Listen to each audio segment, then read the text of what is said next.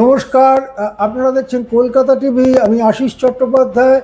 এই মুহূর্তে যে গুরুত্বপূর্ণ খবর আমাদের কাছে আসছে সেটা হচ্ছে কালকে এসএফআই এবং অন্য বাম ছাত্র সংগঠনগুলোর মিছিলে যে হিংসাত্মক ঘটনা ঘটেছে, যাতে কয়েকজন সাংবাদিক আহত হয়েছেন, তার বিরুদ্ধে আজকেই কালো ব্যাজ পরে বিজেপি বিধায়করা মিছিলে নামছেন।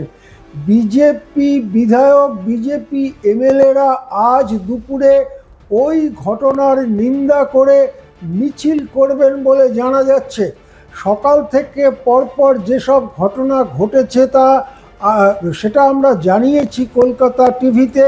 আরেকবার যদি বলে দেই যে সকালবেলায় মুখ্যমন্ত্রী শুভেন্দু অধিকারী ওই আহত সাংবাদিকদের দেখতে গিয়েছিলেন স্বাস্থ্যমন্ত্রী শারদ মুখোপাধ্যায়, দেখতে গিয়েছিলেন বিরোধী নেতা ঋতব্রত বন্দ্যোপাধ্যায়, এবং এরা সবাই এই হিংসাত্মক ঘটনার নিন্দা করেছেন।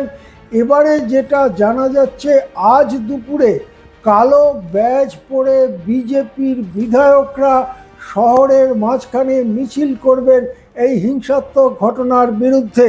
যখনই সেই মিছিল শুরু হবে সে সম্পর্কিত খবরাখবর আপনাদের জানাতে পারবো। দেখতে থাকুন কলকাতা টিভি।